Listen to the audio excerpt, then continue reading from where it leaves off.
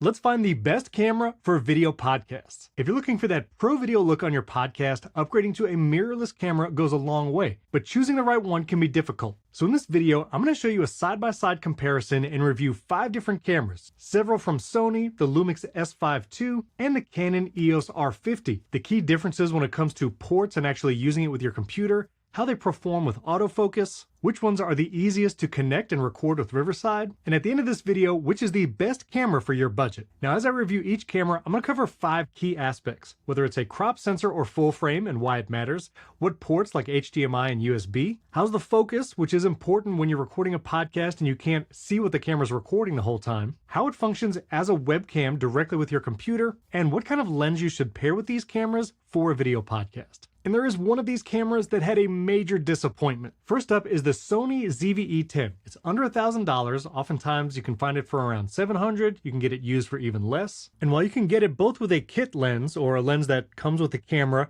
I would also recommend some aftermarket lenses, and we'll get into that later. But the Sony ZV-E10 is still a solid choice. Here on the left side, it has USB-C. This can be used to both charge the camera and connect it to your computer to be used as a webcam. Now, it does have a mini HDMI port, so technically you could connect this to a video switcher like the Blackmagic A10 Mini Pro or Rodecaster Video. But if you plan to use these kinds of cameras with a switcher, I would recommend getting models with a full-size HDMI port, and we'll talk about these in a second. Now, if you're going to be using these cameras in webcam mode, you don't need to have an SD card or record locally to the camera. That's what you use Riverside for. But if you ever did want to record outside the studio or something that's not a podcast, this does record at 4K 30, and you can do slow-mo in 1080p. When you're wanting to use the ZV-E10 as a webcam, you do need to go into the menu first, select USB streaming from that second camera menu there, and then connect your cable. The camera's now ready to be used as a webcam, and I'm going to put it on my tripod. With all of these cameras, you'll also need to download the webcam utility if you want to connect it directly to your computer with a single cable. I'll put links to Sony's Imaging Edge webcam utility, Canon has its own webcam utility, and we're going to get to this Panasonic one soon. Now here in Riverside, I'm going to jump into a studio to record by clicking the record button, and then with your camera connected and the webcam utility installed,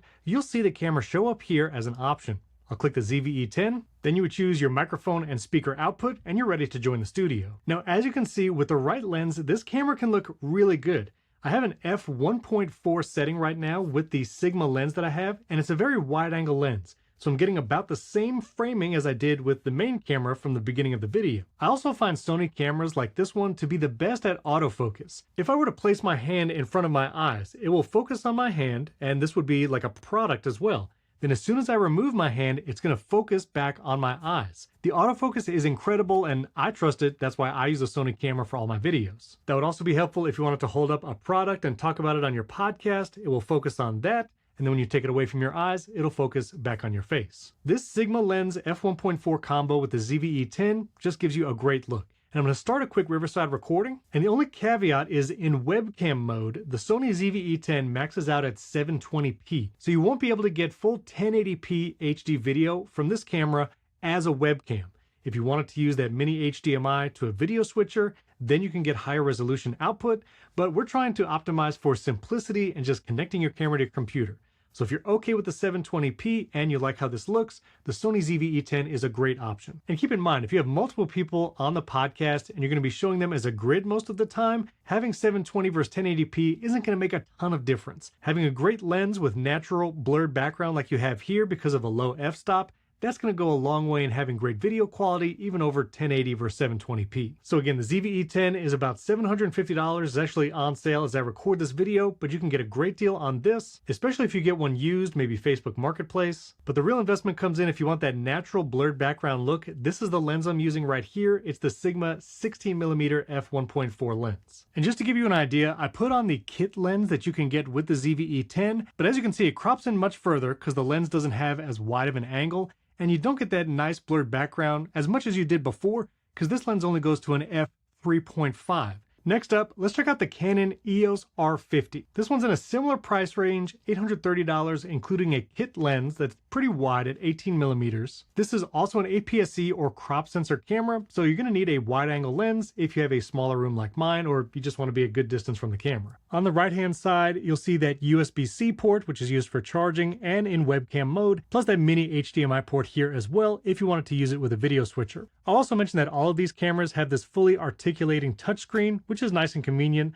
so when it's pointed at you, you can still preview it right here. Now with my camera connected with that USB-C cable, then you'll actually see the Canon camera show up here in the list. I've chosen that, and now here's my camera in Riverside, and let's jump into record. Now a couple things you'll notice, the background is not as blurred as on the other lenses. That's because this kit lens, it only goes to f4.5, which is a more closed aperture than f3.5 or definitely 1.4, which I used on my personal camera. And I'm also using all the default color profiles. I'm going for simplicity. On a lot of these cameras, you can go crazy with like log footage and having LUTs on the camera. I'm not gonna go into all that because again, video podcast, you usually just wanna plug and play, start recording.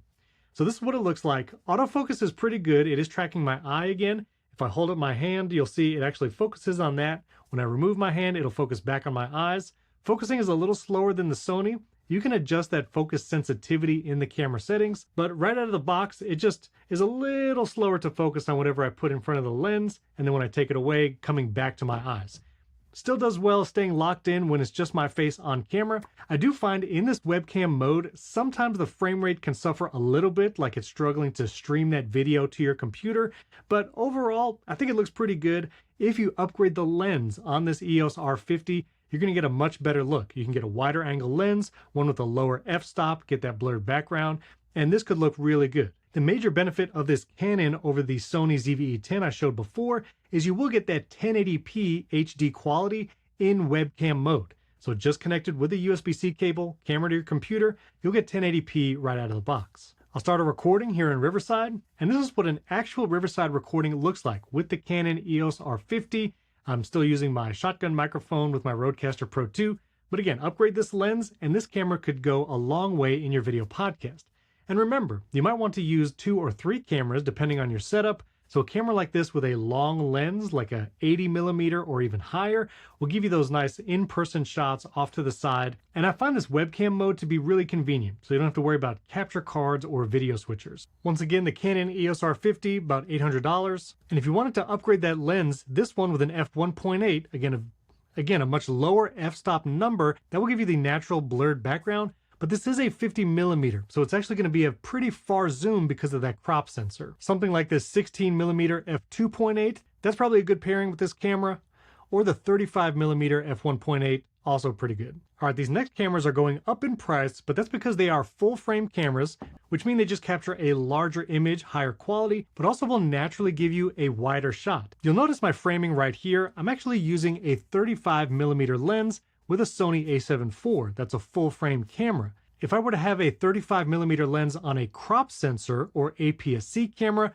it would look more like this, cropped in. So depending on your space and environment, that more zoomed in nature of the image, maybe that would actually benefit your podcast camera shots. But to make it simple, if you're going with an APS-C or crop sensor camera, like the 2 cameras I just showed you, you probably want to go with a wider angle lens, like less than 35mm, maybe even that 16mm range. If you have a full frame camera, like the ones I'm about to show you, you can go with a 35mm lens or higher. Next up, let's talk about the Panasonic Lumix S5 II. This is $2,000, but it does come with a lens, and it's an f1.8 lens, which is pretty good. The very first mirrorless camera I ever got was actually a Lumix S5, the first version. I loved that camera, although I found the autofocus to be a little slow. So we're gonna test that in a second. But this does have a full-size HDMI port if you want to connect it to a video switcher or just an external display. And it has the USB-C port here for charging and supposedly webcam mode. And I say supposedly because this was the camera that disappointed me most. Panasonic has a page on their website where you can download the supposed Lumix webcam software. But after installing this and trying for a couple hours, this S5 II just doesn't work in webcam mode. I couldn't get my Mac to recognize it in multiple applications, and on Reddit, several users said that webcam mode is just broken on the Lumix. So unfortunately, you can't use the Lumix with a single cable to your computer. You'll have to use a video capture device and that HDMI port or a video switcher. But we can still test that out. I'm going to use this HDMI cable, connect it directly to the camera, and that's going to my Blackmagic ATEM Pro switcher. Now that I have it connected to my ATEM Mini switcher, I've chosen that here, put the camera in the program feed, and let's jump into the studio. Now when it comes to image quality on the Lumix, I like how it looks, but it has an issue, which you're probably seeing right now. It is struggling to focus on my eye. If I hold something in front of my eyes and center of the frame, it'll focus on it eventually, but that focus, especially on the eye tracking, is just not there. Sometimes it will lose focus even though nothing changed in the frame and I'm just looking at the lens. And if you're wanting to hold up objects like this for a product style showcase, maybe in your podcast, it takes a long time for it to recognize that, hey, I should refocus, and it takes a long time to get there. When I take it away from my eyes, it gets there sometimes, but the focus is nowhere near as good as even the Canon or definitely the Sony cameras. So while I like the picture quality, not able to use it as a webcam, so you'll need a video switcher or capture device, and that focus just not being on par with the Sony and Canon, like you can see right now as I'm talking, I actually would not recommend the S5 II.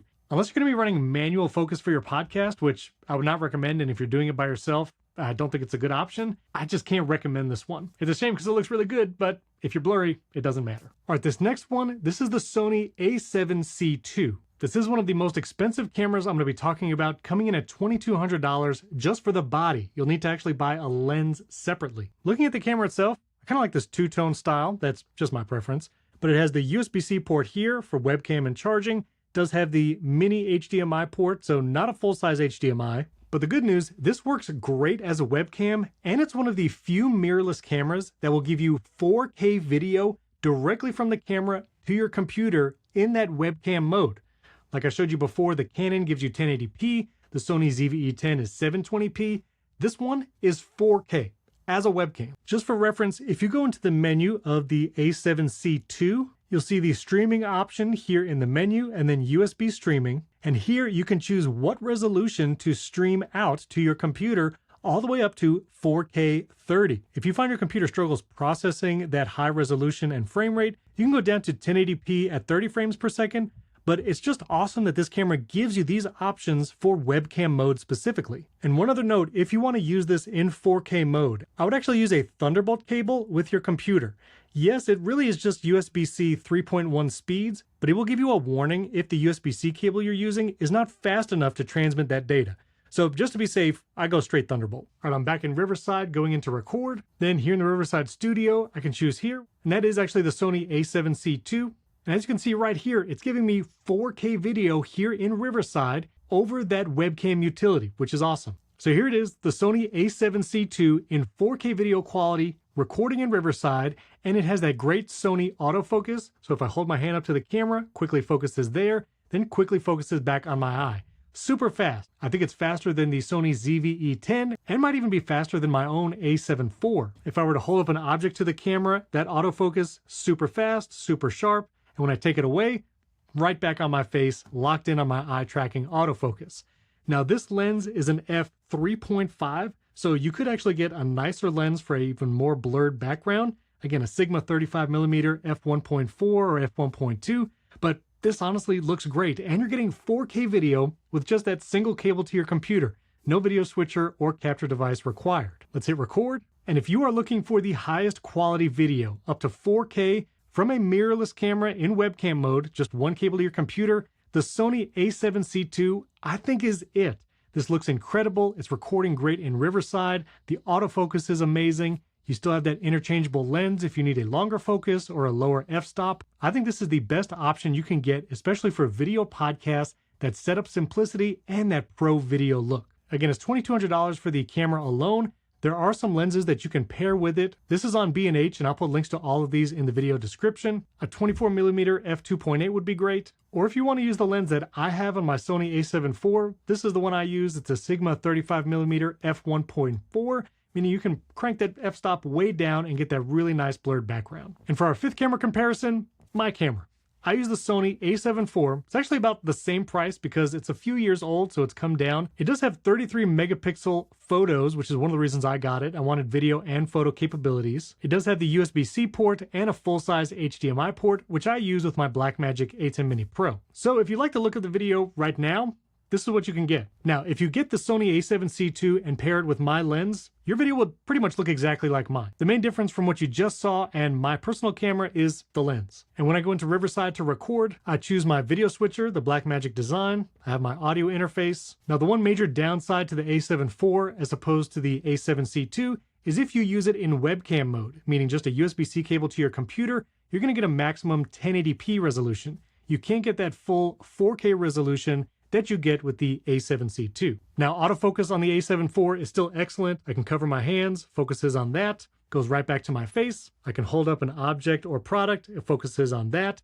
I remove it, focuses back on my face. I will say the a7C II might be a little faster and a little smoother on that autofocus, but for my podcasting needs, the a7 IV has been great. I record all my YouTube videos with it. But if you want to see what my camera and lens look like in a video podcast setup, I post a video podcast every week. My show is Primary Technology. It's recorded with my a7 IV right here in Riverside through my Blackmagic A10 Mini Pro. So how would I rank these? On a budget level, the Sony ZV-E10 is really good. If you want 1080p webcam utility, I will get the Canon EOS R50, although I would upgrade from the kit lens to get you a more professional look. And if you have the budget, the best mirrorless camera as a webcam is the Sony a7C II. I really love this thing, and if I was starting over and I was getting a camera for my podcast and maybe recording some YouTube videos, this would be the one I would get right now. And I really wanted to love the Lumix S5 II, but webcam mode not actually working, you have to use the HDMI out, and that autofocus is just still not there. So can't recommend the Lumix series just yet. Now, if you want to use multiple cameras and learn how to use a video switcher with Riverside for live streaming and recording your podcast, I'll link a video right up here and down in the description. Plus, if you want to know how Riverside can help you expedite your whole editing process, I can get my video podcast edited in less than 20 minutes using AI tools that remove silences, filler words, applies my brand in just a click, and I can even add video and image overlays and B-roll all in the Riverside editor. If you want to see my entire editing process, I walk you through making a podcast episode start to finish. You can watch that video right up here. And subscribe to the Riverside channel and hit that like button. We have lots of gear videos helping you build out either your studio or just get a portable setup. And if you want to upgrade your microphone to match that great mirrorless camera quality, I did a video on the best streaming microphones, XLR, audio interfaces. You can check out that video right up here. We can't wait to see the podcasts and videos you create.